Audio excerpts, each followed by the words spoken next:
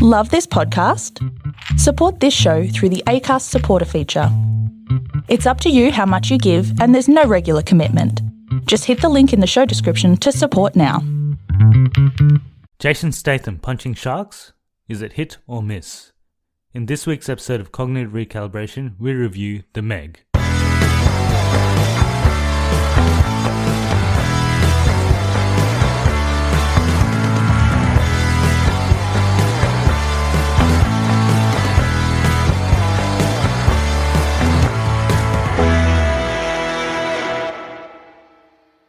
Hi everyone and welcome to the Cognitive Recalibration podcast. As you heard in the intro, we're going to be talking about Jason Statham's The Meg.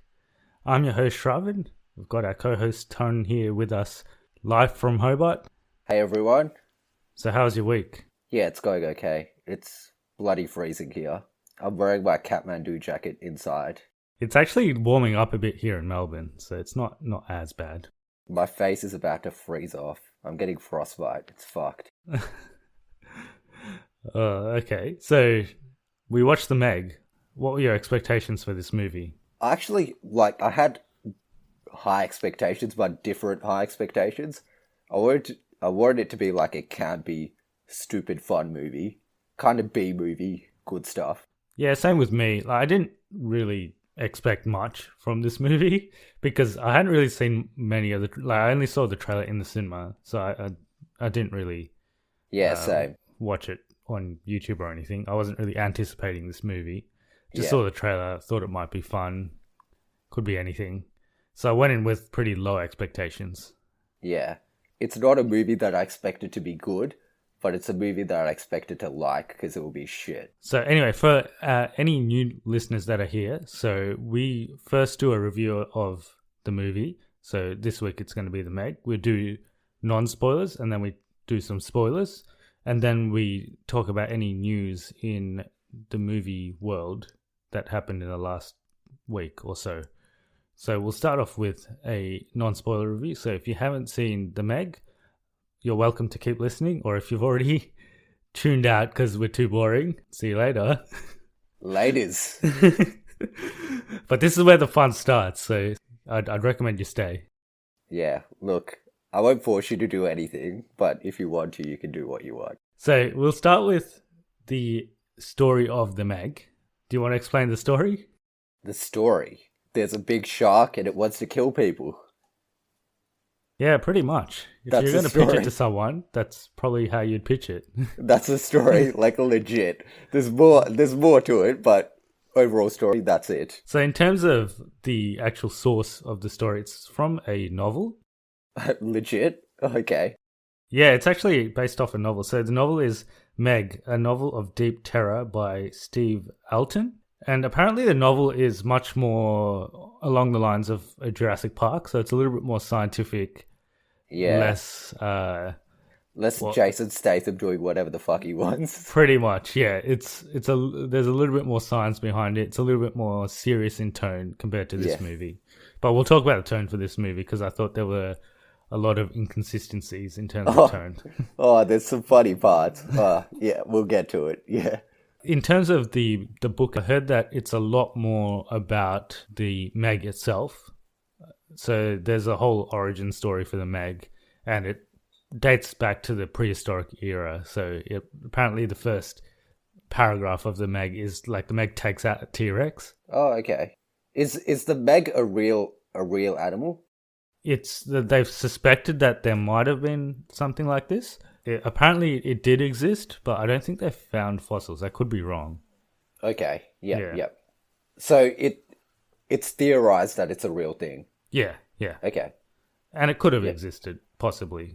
In the I think it's post dinosaurs, but pre humans. That sort of. Yeah. So just before you were born. Don't give away my age. In terms of budget, box office, we'll quickly run through that. Budget was 150 million. I think that's 140 million too much. Speak for yourself, man. It's a bit harsh. Some of the CGI and visuals are quite nice, and the budget does show. I thought all of it was nice. Like, some of it's got this campy feel, but I felt like it was on purpose. Well, we'll talk about in the review what my thoughts were. In terms of box office to date, it's 216.6 million, which is pretty decent, I guess, considering 29% of that is from United States. Yeah. And the rest of it is from, the 71% is from overseas. The cast is... It's got some Chinese, yeah. There are some Chinese actors, so they've obviously targeted that market. And I think it'll do reasonably well in China because of that. The main actress is one of the main Chinese actresses in the Chinese film industry. So that's a big selling point for them. 2018 is the year for Hollywood to cater to Chinese people, isn't it? It's like, let's make movies so that Chinese people will watch these. Well, Transformers have always done well in China, and I think there's this one, and also Skyscraper that tried to... Crazy Rich Asians coming up. Yeah, but I think that might actually be the best of these three anyway. And that's all Asian cast, whereas this is... Like, the main actor's still, like... Jason Statham or The Rock, and it just has secondary characters which are Asian, but that's actually a fully Asian film. But anyway, that's a review for another time. Crazy Rich Asians. Yeah, well, we'll see if we can do that, but you won't do that for some reason. But yeah, we thought we'd branch out, but anyway, we'll see if we actually review that one. I've got some background info on the Meg, which you asked about before. So it's a 75-foot long or a 23-meter shark, more or less. It's just a shark. So it's an extinct species of shark that lived 2.3 to 2.6 million years ago, apparently. Fair enough. The closest relative to the megalodon is the great white shark. Yeah. In present day. And the great white shark is approximately 6.1 meters in length. So the Meg's approximately 4 times longer. Did you expect the Meg to be bigger in the movie than it actually was? In the trailers, they make it look bigger, but in the movie, there are some... I don't know, it's a bit inconsistent because some places it does look really big. Yeah, I thought it was going to be as big as a whale. Or like bigger than a whale. It's probably about as big as a whale, I think. No, it doesn't look as big as a whale.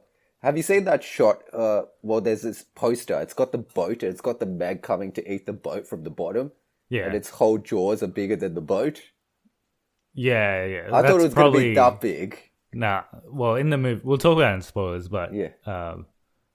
Yeah, it's a bit inconsistent. I'm still not sure how big it is. But in the movie, they say it's 75 foot long or 23 meters long. It's pretty big. It's not small. It's bigger than the other sharks, because you see it compared to other sharks, and it's bigger. A little bit more background about this film. It's directed by John Turteltaub. So he's directed... I've got a highlights of his filmography here. So he's directed The Three Ninjas in 1992. I don't know if you remember that movie. It's about these three brothers that learn martial arts. Oh, I'm going to watch that tonight. I haven't seen it, but I'm going to watch it. It's like Karate Kid, but way more cheesy. Oh, okay. That's my favourite kind of movie. Yeah. And then he directed Cool Runnings, which is a pretty good movie. Cool Runnings is fucking amazing. I love that movie. After that, that's when his masterpieces really started. So National Treasure, 2004. Yep. National Treasure Book of Secrets, 2007. Yep. And Sorcerer's Apprentice, 2010. Yep. Some of my favourite movies. The Nick Cage specials. Like, legit, I actually like those movies. Fight me if you don't. I'm not going to because I like them too. But coming to this movie, so the cast, we got Jason Statham. Yep, he's good. He's good. It's Jason Statham playing Jason Statham.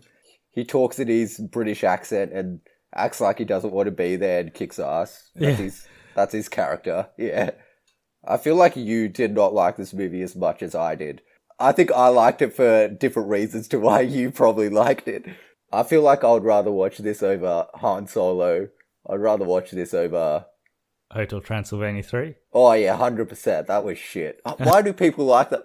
Also, if you're a listener, why do you keep listening to the Hotel Transylvania podcast? Like, I don't understand. I thought it would be really shit, but anyway. Next is Li Bingbing, who's a big actress in China. She's one of the leading actresses in China, and she was prior to this, she was in Transformers: Age of Extinction. Haven't seen it. The fourth one, right? That's Haven't seen it. Yeah, and I think she was in a couple other movies, but yeah. We'll never watch that movie. I didn't even know which one it is. She was terrible. I thought she was by far one of the worst actors in this movie. There was just these scenes where they'd just linger on her face, just for no reason, just to get her expression or her reaction to something, and it made no sense.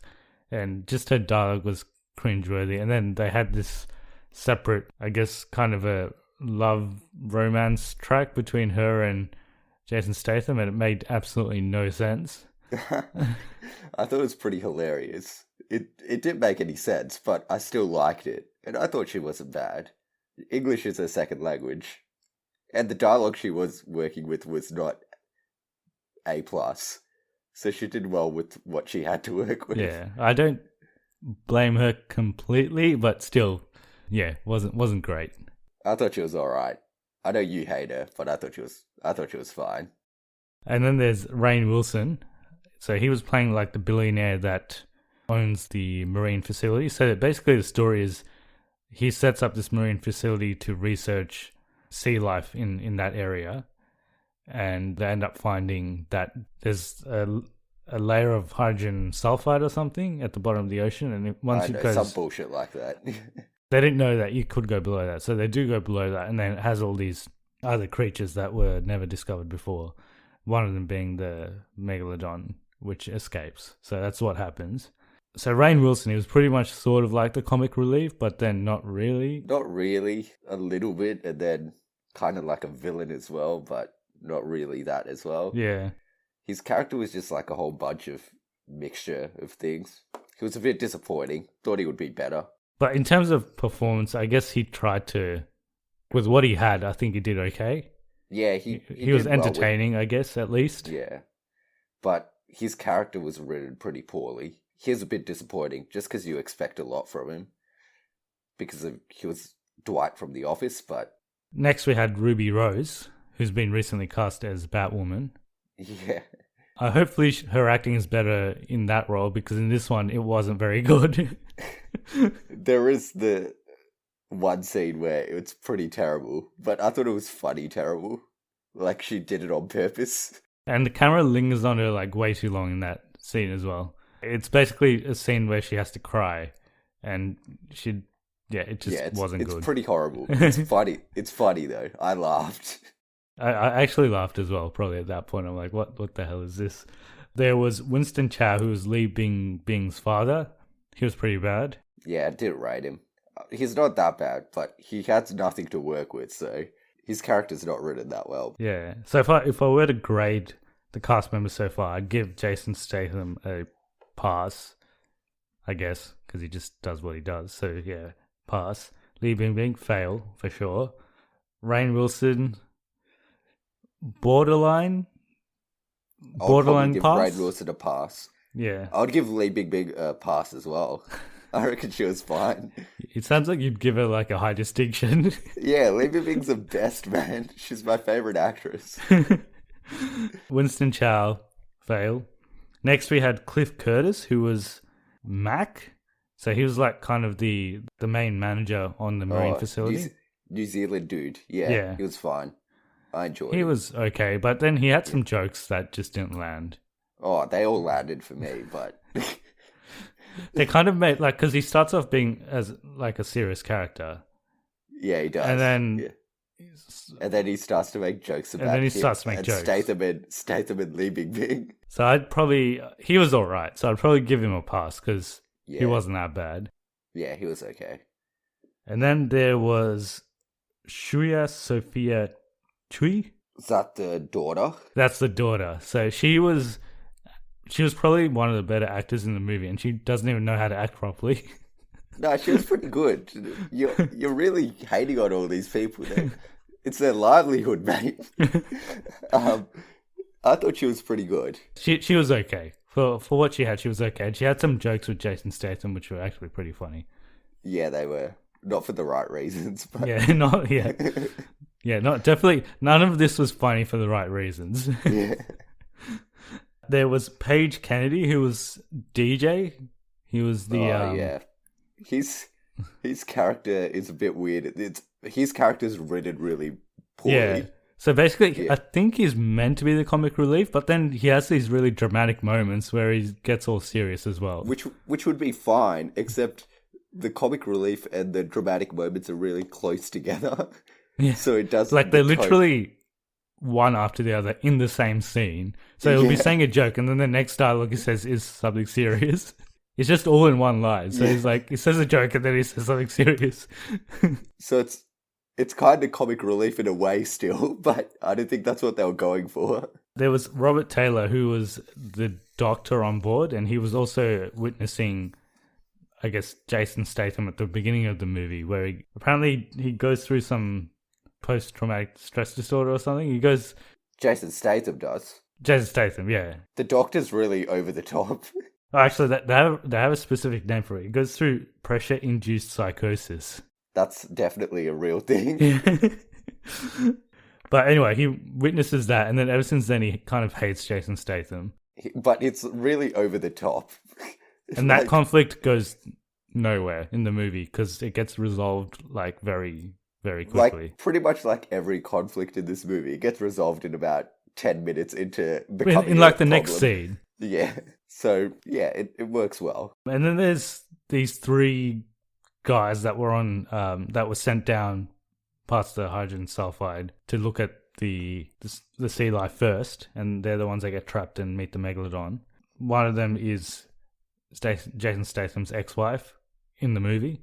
She didn't even need to be that, to be honest. I thought she was going to be a bigger role in this movie, but she's really not in it all that much. Like, she could have been anyone. There was no reason for her to be Jason Statham's ex-wife. There's no reason.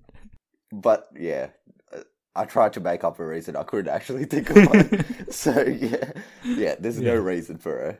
Well, I guess their reasoning is that he comes back because she's trapped down there. But he doesn't really care about her anyway, so I didn't get it. He comes back and then starts flirting with Lee Big Big, so obviously doesn't care about it all that much. And then there's two other guys. There's one guy that you said was on Hawaii 5-0. Hawaii 5-0, yeah. What's his name? I forgot his name in the movie is Toshi. What's his name in real His life? real name is Masi Oka. Yeah, that's the guy. Yeah, I love him from Hawaii 5-0. He's not in this all that much, though. The other dudes are useless as well. Most of them are useless. But I'm giving Masioka a pass because he's in Hawaii 5-0. No, nothing based off this movie, just because he's in Hawaii 5-0. So I give pretty much everyone a fail, except for the daughter, Jason Statham, and probably Cliff Curtis. New Zealand dude. Yeah. And Lee Bing Bing. No. She's like the bottom of the pile. If you drew a bell curve, she's like the bottom part. Fair enough. She's the top part for me, though. She was the best part of the movie. You've got a reverse bell curve. Yeah, reverse bell curve. Lee Bing Bing's the best part. We can talk about the positives and negatives. I'll get through the positives first because they're quick for me. I guess the Meg looks good and all the sharks and the sea life look pretty good in terms of the visuals. They did spend, I don't know, 50 million on this movie, and I guess it shows in terms of the visuals. And I guess some of the comedy, when I say some, I just mean like two scenes with the daughter and Jason Statham hit. All of the comedy hit for me. Not in the ways they probably intended, but... Did you have... What were your positives? I thought it was funny. Well, like, in a way that only I would probably find it funny. And definitely not in the way that they intended it to be funny. It looks pretty nice. Visuals-wise, yeah. Jason Statham fights a shark. That's cool. That's all you need. That's all I needed from this movie. Some B-movie comedy and Jason Statham fighting a shark. Well, my negatives, this might take a while. So, firstly, the acting, like I've already mentioned, it was pretty bad all around. The writing was pretty bad. The script, it kept switching in tone. So, it'd have moments where it was very serious and it tried to be emotional with character moments, and none of them hit. and then there was 4 subplots which weren't required. And yeah, basically it didn't know what it wanted to be, because one scene it looked like it was trying to be funny, and then the next scene it'd be all serious. And there was really no pace in the movie. Like I felt it was a bit slow. So I thought once the Meg was introduced that the movie would just be action till the end, but it's kind of start and stop. So you'd have an action scene, and then they'd just be hanging around in the facility for like 10 minutes, just having a chat. And then they'd have another action scene, and then they'd hang around again. But that's where they have all the comedy bits, so that's the best part. Yeah, if the comedy was actually good, then maybe it would have been alright, but no. What were your negatives? It's stupid. It's a stupid movie, but I guess I kind of like that it was stupid. It was probably a touch too long. Could have shortened it by about 15 to 20. Totally wise, it's all over the place, 100%, but I kind of like that because it was funny. So it's not a great movie by any chance. Yeah. It's not going to win any awards, except maybe a Razzie. It'll probably win a Razzie, but it's probably a contender, yeah. Li Bingbing's definitely a contender. What, for a Razzie? Yeah. No, she's contender for Best Actress, mate. Oscar. Apparently, a couple of our friends were... Well, they were just out on Saturday night, and one of them really wanted to watch The Meg, but the other two didn't. Like, they really didn't. So they didn't end up going. Yeah, well, I should have been there. I would have watched it. Yeah. Yeah, you can catch up with the other friend and watch it with him again. I'll watch it this weekend. I enjoyed it. I feel really personally hit that you hate this movie so much. It's really got me. Yeah. I don't know. I just did not enjoy it. I watched it on a Friday night, packed theater. I watched it with my wife. I think she actually enjoyed it more than me, which is surprising. I thought this would be the last movie that she'd enjoy, but yeah. Well, it was kind of a trade-off, because I was like, okay, we're gonna watch The Meg, but we will also watch Crazy Rich Asians. Okay, so that's why. So maybe she's gonna hate Crazy Rich Asians, and you're gonna maybe love I'm it. gonna love it. Yeah. Let's see. Yeah. Get your wife to do this podcast with me. I want to talk to someone who loves this movie. Get her in here. All right. Well, we'll get her. Maybe we'll get her in for Crazy Rich Asians, and she'll hate it, and I'll love it, and it'll be interesting. In terms of overall rating, I'd give it a definitely don't go out of your way to watch it. It was disappointing for me, and unfortunately, I'm gonna have to give it the lowest rating that I've given any movie so far. So definitely don't go out and watch it. Okay, I'm hurt, but I'll take it. It's all right, John Turtletub. We'll come back from this. I'll just add that the movie basically, I don't think it knew exactly what it wanted to be.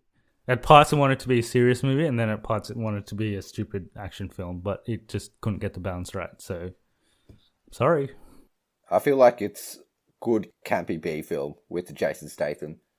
It could have been better, 100%, but I would still give it probably 2,387.5. Wow, okay. We're up to the 4 figures now. Yeah, just for this one. A special one for this one. Well, I'll take this opportunity to explain once again. If you are joining us for the first time, Taran's ratings are not out of a certain number. So for every movie, he'll just give a different number. It's like a moving scale, so they're all out of different numbers. So you can't really compare this to any other reviews that we've done. But it sounds like you really enjoyed it, so that's a pretty good rating. Like, I would definitely watch this again. If you asked me to watch this again tomorrow, I'd probably be like, yeah, let's do it. I wouldn't join you, but yeah. You would not watch it again.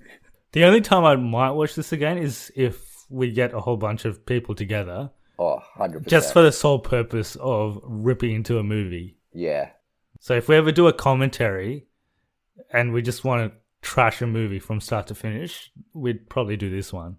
This is the perfect mix of shit and not too shit that I'm going to claw my eyes out for me. I think this is the perfect amount. So this sounds like this was what you wanted Skyscraper to be. Yeah, well, if it was a bit worse, it would have been better. I think it was possibly too good. I wanted it to actually be worse than it was. You wanted this to be worse than it was. Yeah, I wanted it to be worse than it was. It was possibly a bit too good for me. Okay. Well, all right. Yeah. We'll jump into some spoilers. So if you haven't seen The Meg and you actually care about spoilers for this movie, come back to this point in the episode and you can listen to our spoilers after you've watched it. But if you don't care about spoilers or you have seen the movie, just keep listening. So we'll start with the pressure-induced psychosis. I don't know if you remember that, but that's the reason why Jason Statham, well, he ends up going to Thailand and drinking beer 24/7. Yeah. He's in pretty good shape for someone that drinks beer all the time. He is. He looks like he works out after he drinks beer, so he's staying fit. There's this funny part at the very start when he's about to go into the water, and he won't go into the water. And you're like, oh, he's got like post-traumatic stress disorder or something. And he doesn't go into the water, and then after like 10 seconds, he goes like, in. Yeah, let's go. Yeah. And then he's it's fine. never revisited again. Never again. It never pays off because they kind of build it up like he's got this whole like mental issue with going back in the water, and but it never comes back again. Like he's fine. Yeah. He's better than like everyone else there who doesn't even have issues. Next minute, he's diving into the water with just a life vest and just shooting the shark and doing all this shit. That's hilarious. That part's good. Yeah, and then it moves on to the modern day where they have this research facility and they're trying to find what's under this layer of hydrogen sulfide. Yeah. And they end up going under and they find that there's this giant squid, and then there's the Meg. Yeah. So the Meg attacks them and they get stranded underneath the layer, and they need to call on the services of Jason Statham because he's the only one that has experienced this level of depth before. Doing a rescue in this level of depth. Doing a rescue at this.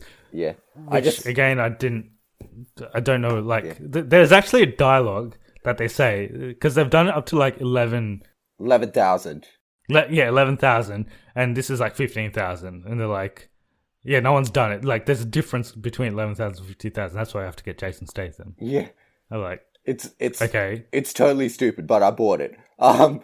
I just want to say, there's this part that we skipped at the start where he's doing the rescue, where he leaves the two guys behind. Yeah, leaves the two guys behind. Yeah, so he closes the shuttle thing and he's about to leave. And then that doctor guy's like, what are you doing? And it's this really dramatic scene where he like pushes him up against the wall and he's like, you're crazy. That's when I'm like, this movie's going to be amazing. Okay, and then basically we have some action with the giant squid and then Li Bingming decides to for some reason to go solo and try to save them herself. She goes rogue. They're trying to recruit Jason Statham from Thailand. Yeah, and then there's the part when he comes back and saves the two of them, and then Li Bingbing blames him for not saving the other guy. She's like, you left him there to die, didn't you? It's just like, what the fuck? Where'd you get the information from? Where's this information coming from? Yeah, and then she like hates him. Like, that's literally the scene. She hates him. She's like, you just leave people behind. That's what you're known for. And she's just goes on this massive rant. Yeah. And then the very next scene, like literally the very next scene, she like walks into his room. She walks in on him naked and she's like, yeah, I want to hit that. Actually, that's so what where happens. the hell did that come from? Like, you hated him like literally the scene before this. And then this really awkward love track begins between them. But the funny part is, Jason Statham comes back to save his ex-wife, and you're like, oh, he's going to save his ex-wife, and then they're going to rekindle their love or whatever. But that never happens. he wants to bang this Asian chick, and the ex-wife's fine with it. She's like, yeah, go for it. You deserve this. For it. Like, for some reason, everyone's fine with it. They're like, yeah, I think you two would be good together. Like, what makes you say that? Like, yeah, like, what based off what? There's no chemistry. There's not, even the daughter's all for it, and you're like, what is going on? I think they've all gotten delusional because they're living on this little research facility off land. Everyone's definitely at least 90% crazy in this movie. And then we have a series of just random action sequences. There's a part where they put her in a fish tank, so that she can poison the Meg or something. Yeah. And that doesn't work. And then No, Jason she Statham has poisons to it. save her. She poisons it. Oh, but then it goes rogue and tries to. It tries to eat her, but Yeah. Jason Statham comes to the rescue. He basically swims up and saves her. Pretty much, yeah. And then they end up killing that Meg. Yeah, it's dead. But the twist of the movie, there's two There's a Megs. second And there's one Meg. that's even bigger, and it comes out and just out of nowhere, you knew it was coming because the guy falls in the scene just before the second Meg comes. The guy falls into the water, and you're like, there's no reason for the guy to be in the water at the moment. Something's going to come out of the water. And they kind of eat make him. it like a joke. So they're like joking around. It's like, hey, because he got scared and he fell in the water. And it's just this really long joke. It goes for like 2 minutes. And you're like, They're something's going to come out of the water. You know But it's then gonna happen. obviously that guy's going to die. So like the bigger Meg comes out, eats him, capsizes the whole boat. So everyone's like in the water now. And then that's when Ruby Rose's crying scene happens as well. So because the doctor sacrifices himself. for some reason, the doctor sacrifices himself. That's exactly the point where they needed the doctor as well, because Lee Big Big's father gets injured. It's like, we need a doctor. Like, they literally say that. They're like, we need a doctor. It's like, where's the doctor? It's like, sorry guys, I'm going to sacrifice myself. Thanks, mate. The funniest part is, before this scene, I'm pretty sure Ruby Rose's character and the Doctor have never spoken to each other before. They have no chemistry. There was nothing there. Yeah, and then he turns to her and he goes, "You're a good girl." And then he starts flashing, and I'm like, what the fuck's going on? Why do you care about this chick? Where did that come from? Yeah, where did that come from? So he dies He dies, the Meg eats him, and then Ruby Rose cries. And for then like a minute. And then the dad dies. And then, so the dad's fine as well. So like he's injured, and then they like get in a dinghy, and they're like taking him back to a research facility, and he's fine. And then he just dies. Dies. There's this really funny moment in the dinghy when he's like saying all this random shit. He's like, "You're so much stronger than me," or some shit. Was that in the dinghy or was that in the boat beforehand?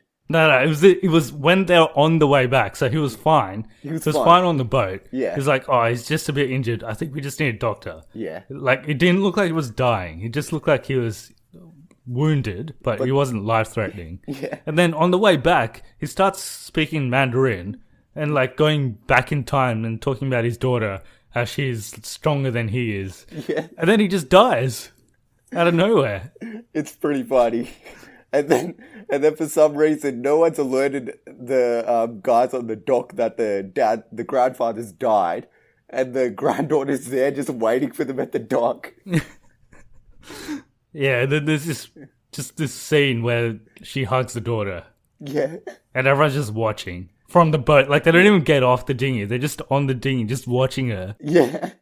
But by the next scene, everyone's pretty chill with it. They're like, yeah, He's dead. he's dead, but I'm okay with it. The granddaughter's just playing cards and cracking jokes. Yeah, she's just playing cards with Jason Statham's Statham's ex-wife. ex-wife, and they both want him to get with the Asian chick. Oh, it's so good. And then, like, the daughter's like, you know what? My mum likes you too. Yeah.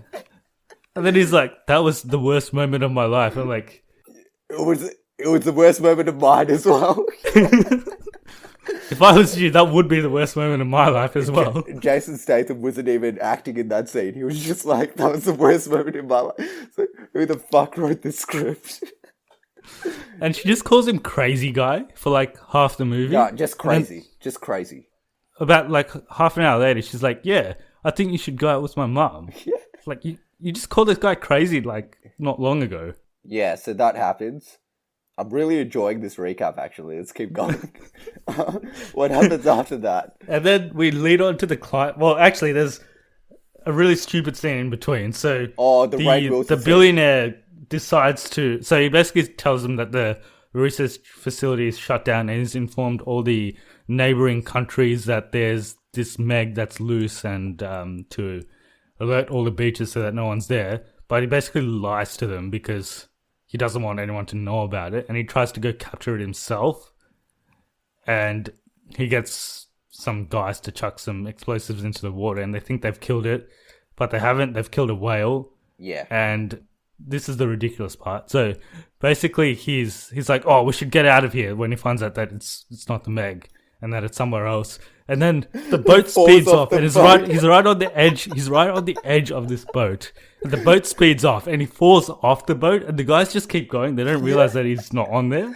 Yeah. And it's like, guys, wait, and then the Meg comes and eats him. Yeah. Obviously, it's like, what?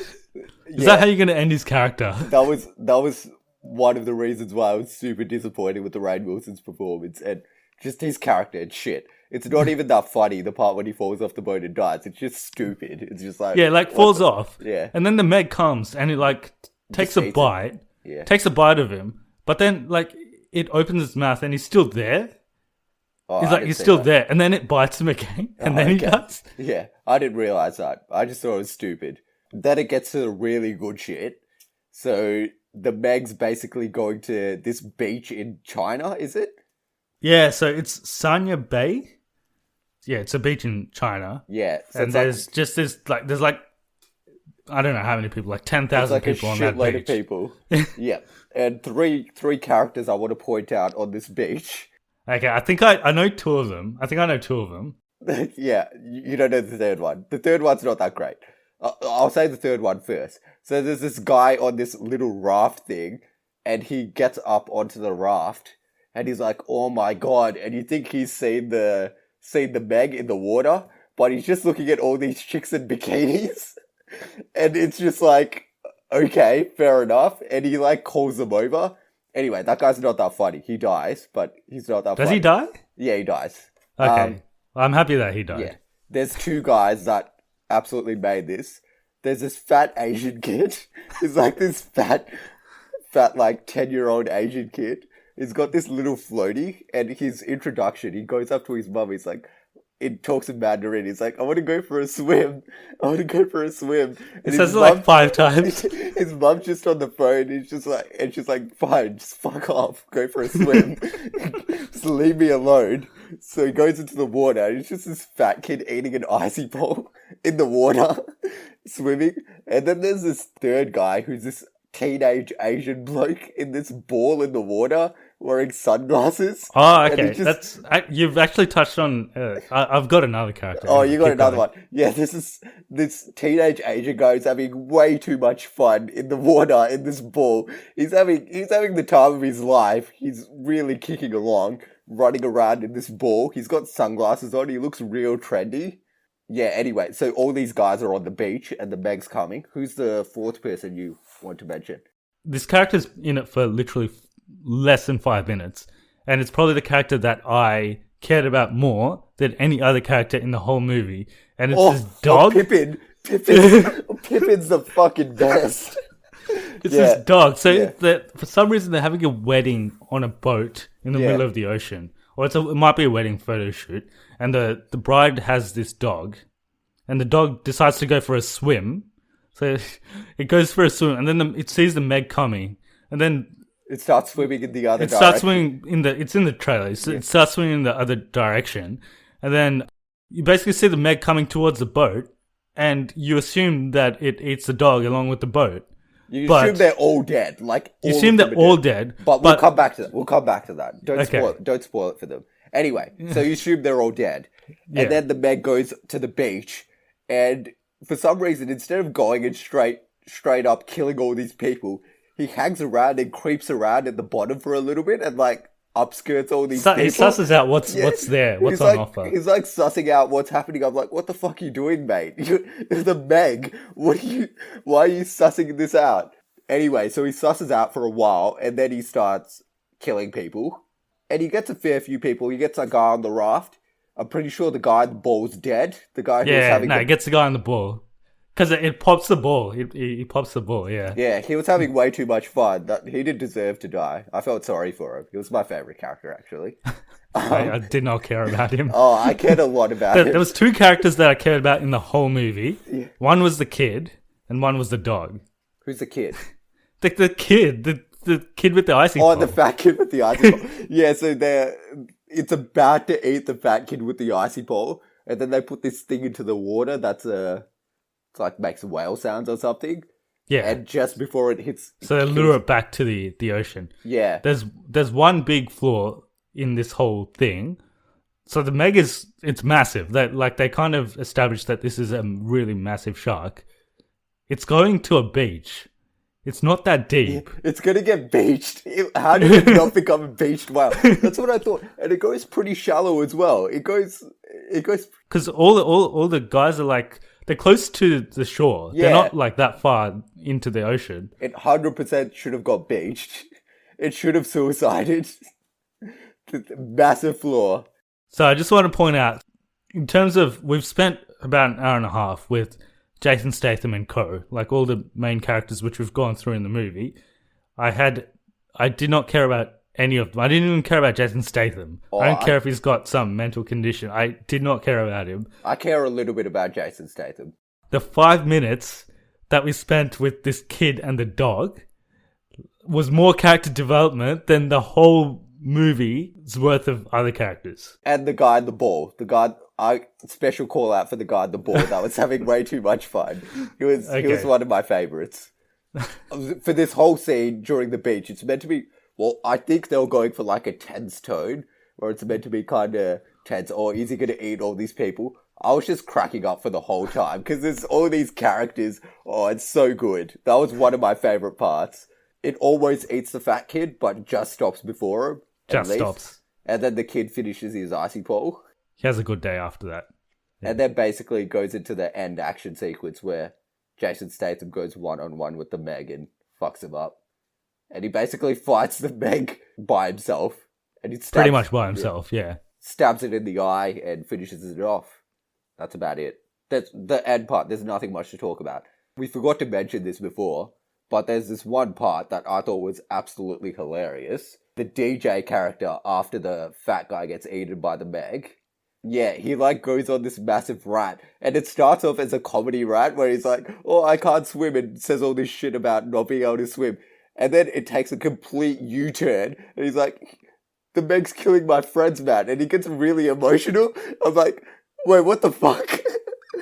He literally turns it like a second. So he's like, it's like, oh, he's killed that guy. I can't swim. There's this small Meg, and then there's a big Meg, and like there'll be another one that eats this one. And he's like just making jokes. And then he's all of a sudden he just gets all serious on you. Yeah. And at the same time, the father, like the father of Li Bingbing, he's like dying. Like they literally show him like hurt, and then this guy's making jokes, and then he's all serious.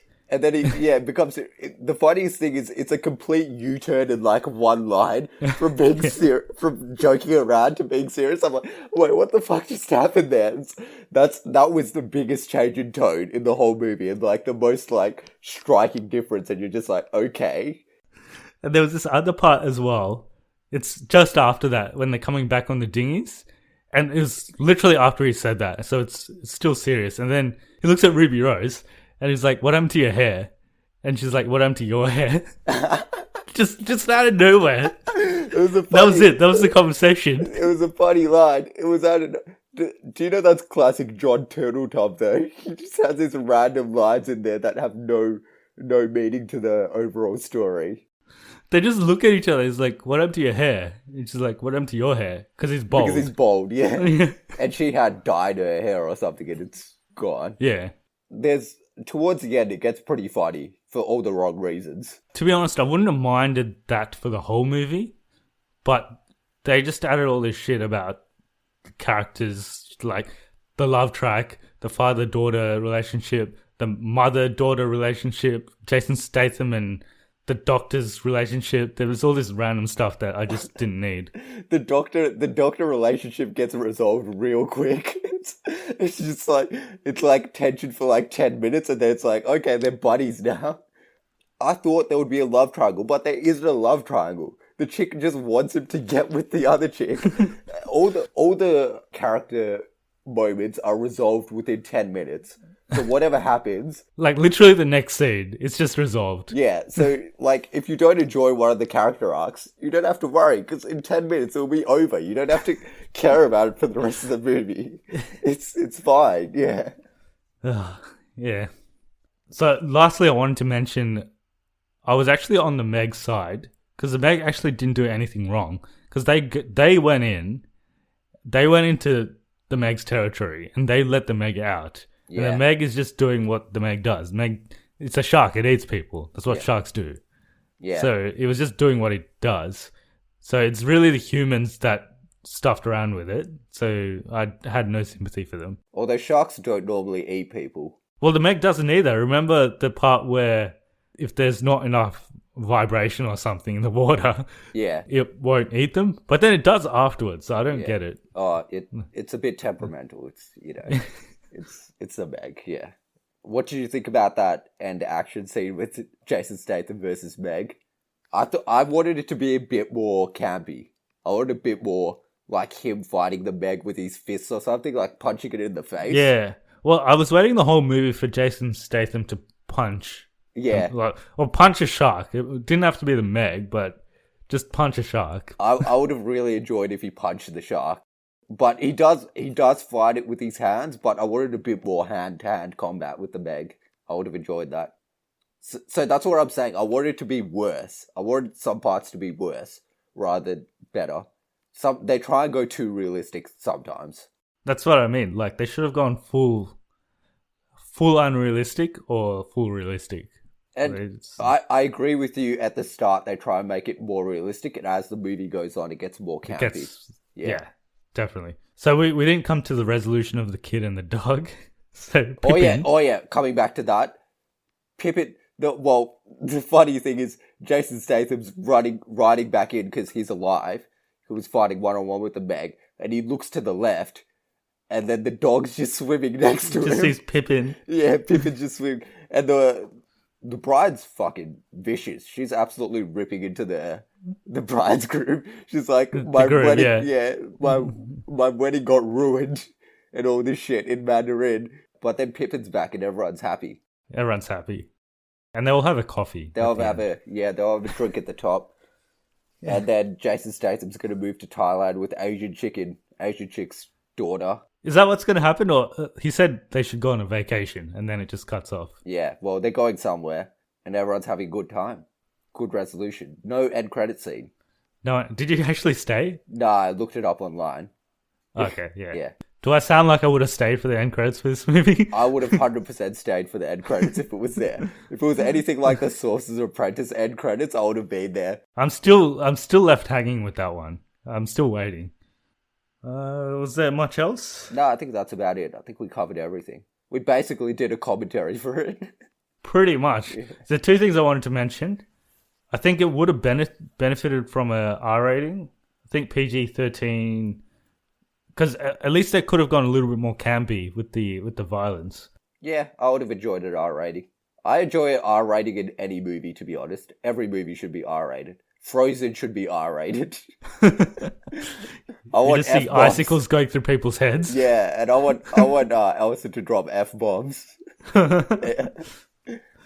No, they kept it very clean, which is probably for this movie it might have helped for it to be a little bit more R-rated. Yeah. The other thing I wanted to mention is this is John Turteltaub. You know his favorite actor is Nick Cage. Yeah. What if Nick Cage was in this movie? Yeah.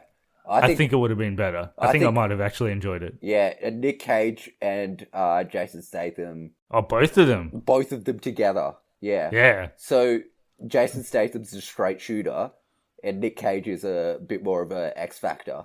He goes a bit rogue sometimes. How about if Nick Cage played the Doctor? And they gave him a bigger role. Yeah, he just doesn't die. He doesn't die. He doesn't sacrifice himself for some chick he hardly knows. So to make this movie good, I would have gone, get rid of Li Bingbing. Oh, get rid of her. No, keep Li Bingbing. I like you, Lee. It's okay. I'm here for you. Get in Nick Cage as the Doctor. So he's there at the start as well. Imagine that first scene with Nick Cage and Jason Statham. That would have been the best scene ever. Oh my god. I can imagine it already. Oh, but Nick Cage, and just make it a full length, like a bit of a bromance. So that take out. Yeah. I know the New Zealand guy was good. Take out his character, mold his character and Nick, the Doctor's character together. And make it Nick Cage, and that character's Nick Cage. Yeah, and they develop a bromance as the movie goes on. So first they it's kind of like the Doctor and Jason Statham. So they Yeah. kind of hate each other. They kind of have a bit of conflict, and Yeah. then after that, they start to see that they have their strengths and they work together. Yeah. And they fight. They end up beating the Meg together. So at the end, it's not just Jason Statham; it's both of them in the order. So they and like one do pokes like one eye. 1-2 punch out. They knock it out with their hands, and then they both get the eyes. Yeah, Yeah, like they get an eye each. yeah. And then all the sharks. You know, at the end when all the All the sharks sharks come. start eating. What the fuck was up with that? That was just real random. I'm like, okay, fair enough. You got to eat. Girls got to eat. Yeah. So obviously the other sharks don't like the Meg. They just swim past Jason Statham's like, we don't want you. Go away. But then there's that random hammerhead that tries to eat Jason. He's like, I don't want any of this. I want this bitch. I want some bold English man. Yeah. And yeah, that guy dies, unfortunately. So I think, yeah, I think any movie would benefit from some Nick Cage, and yeah. I wouldn't mind seeing Jason Statham and Nick Cage in one movie though. Yeah. That'd be good. Yeah, it would be good. Nick Cage needs to stop doing these like really bad movies. Like there's a amount of bad that you can enjoy, but at the moment he's kind of in that really bad movie phase. Yeah. Yeah. Nah, he'll be back. He'll be back. Actually, we have Cage Watch this week. I have a segment in Cage Watch. We'll get to that after we're done with this review. So I think we're pretty much done. Anything else you want to say? Yeah, just want to say, Li Bingbing, it's okay. I like you. Yeah. Sorry, I gave you a fail. Yeah. Apparently, she's good in other movies. She's in Transformers: Age of Extinction. I'm not watching that. No. Fuck that. Haven't you seen it? No, we saw it. Remember, it's the one in Hong Kong? No, I stopped watching after... Who's that comedian guy? Do you know that part where he gets blown up? Oh, yeah. Yeah, every time I try and watch that movie, I watch that part, I'm like, I'm not fucking watching this shit anymore. This is ridiculous. Yeah. Well, anyway, she's in that. Oh, okay. Which explains a lot of things, because that movie made like $1 billion as well. Oh, okay. Yeah, fair enough. I like Li Bingbing a little less now, knowing that she's been in that movie. Okay. Well, I do not recommend this movie, and Taran thoroughly recommends this movie. Yeah. So you can choose who you want to believe. It's up to you. Like, don't come back to us if you don't agree with either of us. Well, don't go in expecting Citizen Kane, but like expect a good time, and you'll probably have one. A few drinks won't hurt. Alrighty, we'll move on to the news for this week. We'll Yep. start off with a bit of Cage Watch. Yep. So, Nicolas Cage, he's been talking about his upcoming role as Spider-Man Noir, Yep. and apparently he's channeled a bit of Humphrey Bogart in his portrayal of Spider-Man Noir in Spider-Man Into the Spider-Verse. So, I know that perplexed look you have on your face because you don't know who he is. Yeah. He was an actor in probably the 30s. Oh yeah. So just before 30s, you were born. between the 30s and the 50s. Was that when So you were a teenager, or? Yeah, I think I watched. Yeah. I might have been like. Weren't you and Humphrey? You and Humphrey Bogart were best friends in high school, weren't Yeah, you? no, we went to the same school. You're good mates, like, yeah. Yeah. Actually, he hated you because he was a massive racist. That's me. Humphrey Bogart made me the best guy. I'm sorry, Humphrey. I'm sorry. I didn't mean that. Yeah. But anyway, apparently Nick Cage channeled a bit of him. I've got a quote from the man himself. So, Yeah. There are multiple Spider-Men in different dimensions that are kind of colliding together, states Cage. My character is Spider-Man Noir. He's really Peter Parker from the 30s. I tried to channel those noir films with Humphrey Bogart, and I have those kind of sounds that he might make with James Cagney or Edward G. Robinson. That kind of way of talking. So apparently, those must be some characters that he played. I tried to give the character that.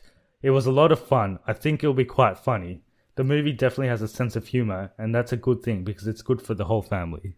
Yeah. What's Humphrey Bogart famous for? He did a lot of films like pre-World War II, Yeah. so I haven't seen any of them, but his big ones are like High Sierra, The Maltese Falcon, Casablanca. Oh, Casablanca. I know what Casablanca is. Yeah, Casablanca, it's stars Humphrey Bogart and Ingrid Bergman. Oh, yeah. Okay, fair enough.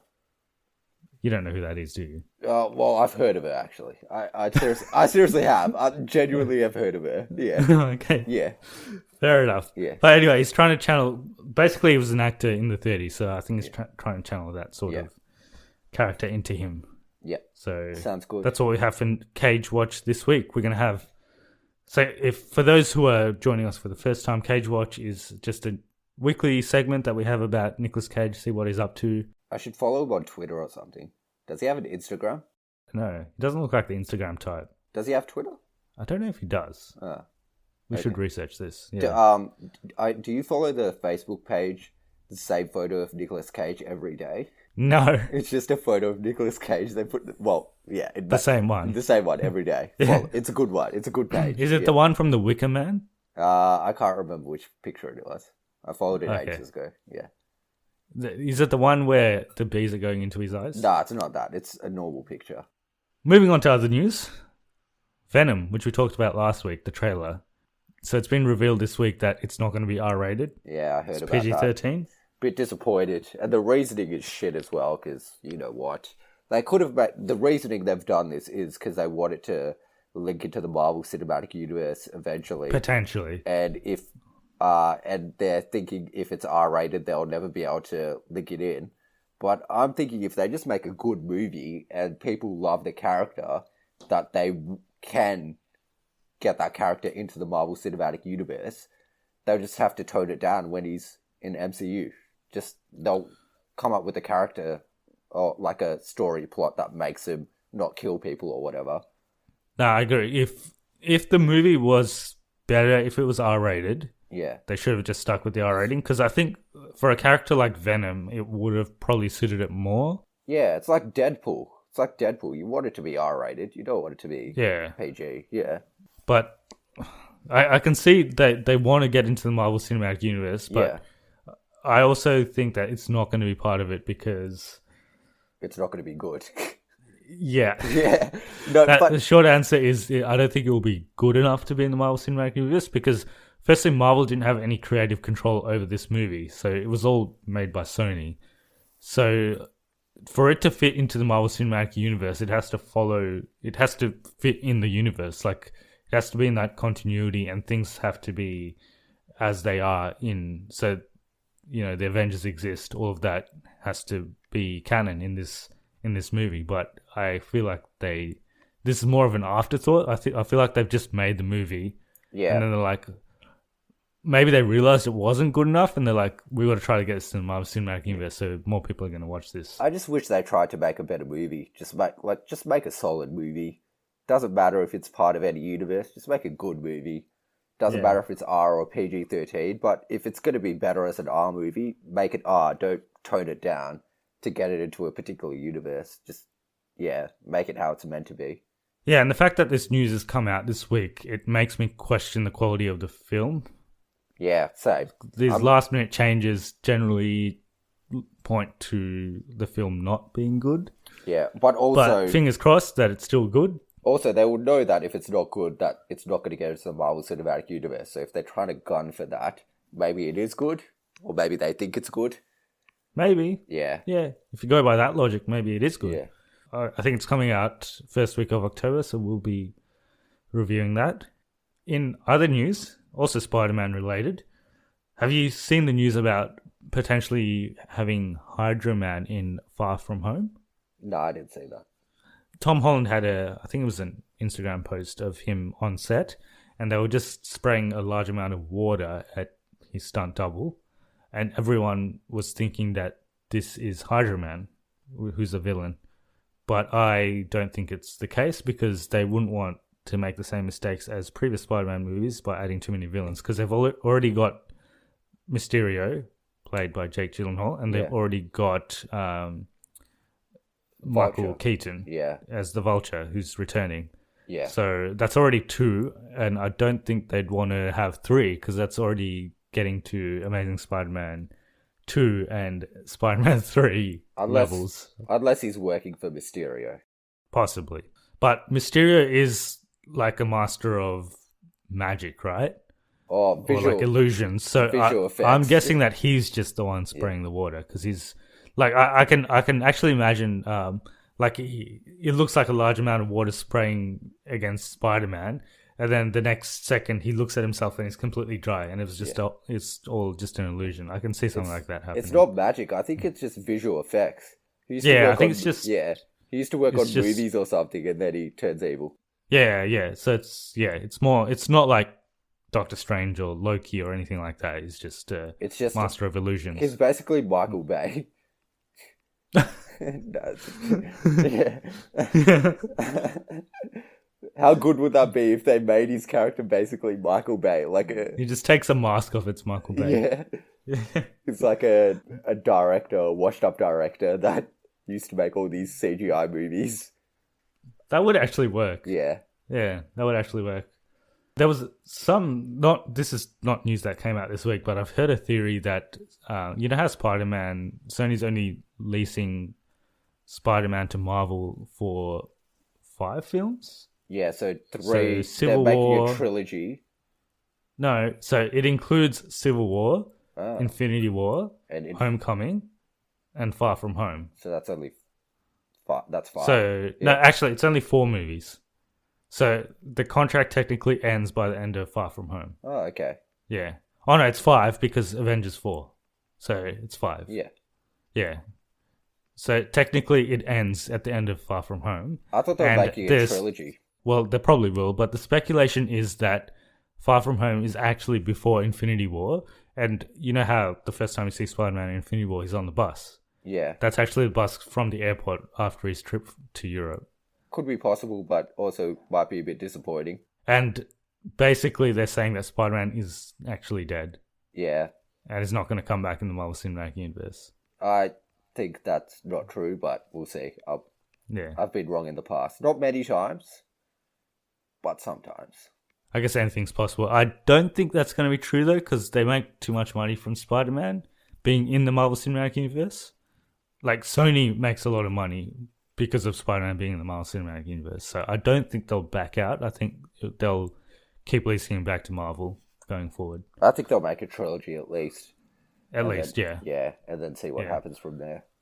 Well, they reckon that Spider-Man's going to be the new leader of the Avengers. Nah, it's going to be Captain Marvel. It could be. Well, there's a couple of contenders. So there's Black Panther, Or there's Captain Marvel, there's Doctor Spider-Man, yeah, and there's Doctor Strange. yeah.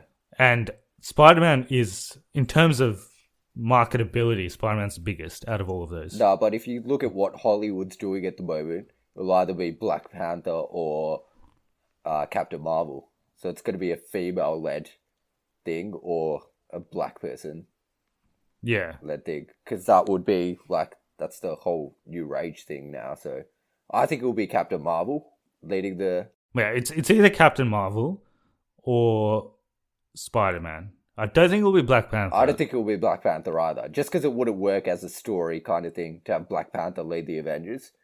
Because I think it might be Spider-Man, because you also see Tony Stark kind of like mentoring Spider-Man. Like even in Infinity War, he's like, you know, when they're in the ship and he's like, oh, look at the situation, what would you do? Yeah. And he tries to get input from Spider-Man. So he's potentially, he might not be the next leader. Maybe it will be Captain Marvel. I think it's like a possible future lead. If they ever do a time jump, Yeah. go into the future, then yeah, he would be Then the it leader. might be Spider-Man. Yeah. Or it would probably be the leader of the Young Avengers. Young Avengers, yeah. If they do a Young Avengers, then he'll be the leader of that. I've got some more Spider-Man news. Oh, keeps coming. Keeps coming. It's a gift that keeps giving. So this is another one from the Spider-Verse, not including Spider-Man, so the Venomverse. Venom. Remember that movie Silver and Black? Yeah, I've heard about this and fuck that. Oh. Yeah, say it. So now it's going to be 2 movies. Yeah. Starting off with Black Cat, and they're Yeah. going to do Silver Sable later on. Yeah, I heard about this and I'm... But all of this is still put on hold. It all depends on Venom, if Venom's good or not. So if Venom is good, all of these will get made. If it's not good, then it'll be like the Dark Universe. Yeah, What- just go down in flames. Yeah. They really want to make their own universe, don't they? They've tried like so many times now. But yeah, we'll see. If Venom's good, maybe Black Cat and Silver Sable might be okay. I hear Black Cat's quite a good character. People like her. I don't know who the fuck Silver Sable is, but yeah.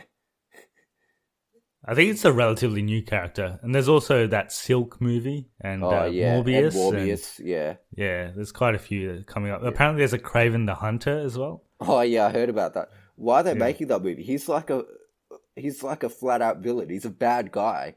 How do you have him as the main hero? He's like, there's no good to him at all. He's not a good bloke, yeah. He goes around killing animals. So this week's news segment has been very much Spider-Man filled. There's one other thing I wanted to mention, and that was this new Star Wars show. I don't know if you've seen it. It's Star Wars Resistance. There's about a 1-minute trailer on it. Did not see that. It's on the Disney Channel. Remember that Iron Man animated show? Yep. It's kind of like a CGI. Yeah, I didn't like it, but yeah, I know what you mean. The animation's very similar to that style. Yeah, I don't like that style for some reason. I'm just not a fan. It's between Return of the Jedi and Force Awakens. So it's got Poe Dameron and... Oh, okay. He's in it, yeah. Yeah, I do like that character though, so... Yeah, he's not the main character though. The main character's someone else. Oh, okay, yeah. Fair enough. But he's in it. You nearly sold me on it, and then you crushed my dreams again. You're so close. Yeah, that's all I had in terms of news. Did you have anything you wanted to add? Just have one that I've kind of heard and links in with today's review. Did you hear about Ruby Rose getting cast as Batwoman for the CW Arrowverse? I did, yeah. Yeah, so that's the only other news I have. Yeah, I think she'll be good. Like, this is the first time I've seen her in the Meg, and I think she'll be okay. Have you seen John Wick 2? Yes, but I don't remember her in She's it. in that. Have you seen XXX, The Return of Xander Cage? I She's also in that. that. Yeah. I tried watching that the other day. It's not good. It is not good. It's got Neymar in it for some reason. Oh, he dies at the very start. Yeah. Spoiler alert. Like, in the first 5 minutes, he's dead. Do you know who else dies at the very start? Samuel L. Jackson. I thought he would be. Thought he'd be a main character. He dies, like, literally in the first 5 minutes. All these scenes are in the trailer. Highly disappointed. Anyway, I think, what's her name again? Ruby Rose will be pretty good as Batwoman, but I don't know if I'll watch that, because it's linked with all those other Arrow shows. Yeah, the Arrowverse. Yeah, so it's linked with all those other Arrowverse shows, and I can't be bothered watching those anymore, because they're not good. They used to be okay, but now they are not good. Also, did you hear about the Supergirl movie? Oh, yeah, I heard about that. Yeah. Yeah, apparently they're going to make a Supergirl movie. There was one that was made in 1984. Yeah. Which is one of the worst movies ever made. Yeah, I've heard about it. I've seen some footage from it. It's not good. Yeah. It's like, have you seen the Captain America one? That was made. Yeah, it's kind of like that. It's that level. Yeah, it's probably a bit better. It's a bit better. They're both terrible, but it's probably a bit better than the Captain America one. Have you seen the Fantastic Four one? That one never released. Oh, did that one? Apparently, Okay. That one never released, but it came out. Yeah. It was never theatrically released. Yeah. There's a lot of shit movies that. What period is that? 1980s. Yeah, 80s. The only good superhero movies back then were the Superman ones. Yeah. Superman ones, yeah. And then Batman. Late 80s was when Tim Burton's Batman came out. And then the 90s were pretty shit, to be honest, as well. 90s were horrible. And then X-Men in 2000s. And the original Spider-Man. Those Spider-Man movies, we'll talk about them in probably another episode in detail, but they really don't hold up. Those Sam Raimi Spider-Man movies. Do you like all the close-ups he has on people's faces as they scream? Just screaming, yeah. Yeah, we'll talk about those in another episode, but yeah, I think that's all we had in terms of news. Yeah, so I guess we'll wrap the show up. But before we do, we have a competition. We're going to be giving away the Infinity War Steelbook, limited edition Steelbook. So we've got a copy of that, which we're going to give away to a lucky winner. Well, there's 3 steps to it. So firstly, you've got to be a subscriber of our podcast, just so that we give it to people that have been listening to us. And secondly, you've got to like us on our Facebook page, so just that we know who you are and we can contact you. And the third one, and the most important one, is you've got to answer this question, which is, which team of 3 would you take to fight Thanos to defeat him in Avengers 4? And the team of 3 can be from any universe of your choice. So anything. Could even be this universe.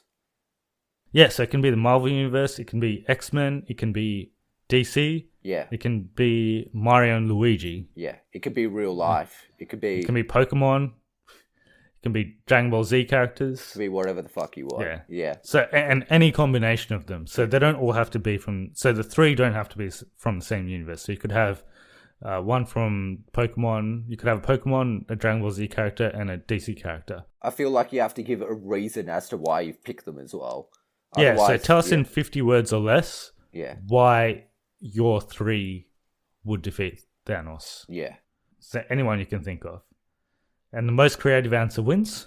Or, Well, as judged by us. I was going to say, the one that we like the best will get. But we'll have some honorable mentions that we'll probably mention on the podcast. Yeah, we'll have some honorable mentions, but the winner, there's only one winner.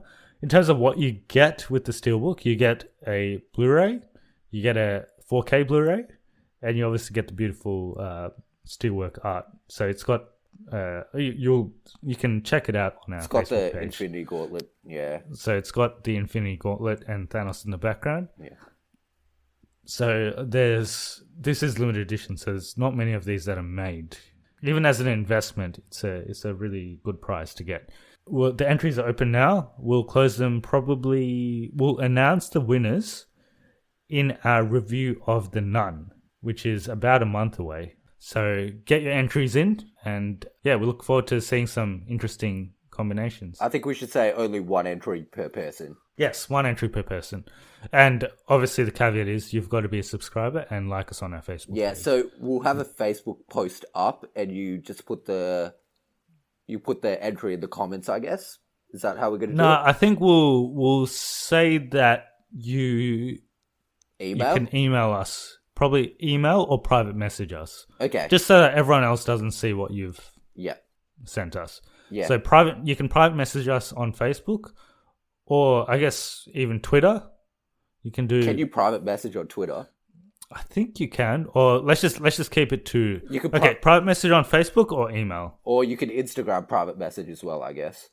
Yeah, Instagram private message. So. And if you can private message on Twitter, do it. But I don't know if you can. Yeah, I don't think you can. And there's a word limit on Twitter anyway. Yeah. So yeah. Just do what feels right to you. Do what feels right. So email, Facebook, Instagram. How do they contact us on each of those? So email is cognitiverecalibrationpodcast@gmail.com. Instagram, cognitive recalibration. And Facebook's the same, at cognitive recalibration. And we're on Twitter at @crecalibration. Yes. So you can contact us on any of those. In terms of the contest, as we said, Facebook, email, or Instagram. But if you'd like to ask us a question, you're welcome to also tweet us. Yeah, I was actually at JB Hi-Fi today, which is a electronics store in Australia, and they were showing It's equivalent to if you're American, it's equivalent to your Best Buy. Yeah. So, and they were showing Infinity War on all the TVs. The 4K looks really good. Looks really good in 4K. Yeah, it looks like you're watching it in the theater. So, really good get.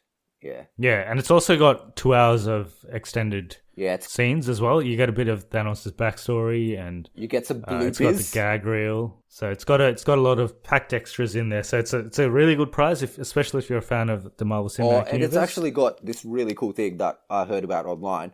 It's got all these Marvel directors that sit around and basically discuss their movies. It's got Taika Waititi, James Gunn, Jon Favreau, Joss Whedon, and they all talk about their movies. Yeah, it's one of the extended things that they have on the DVD.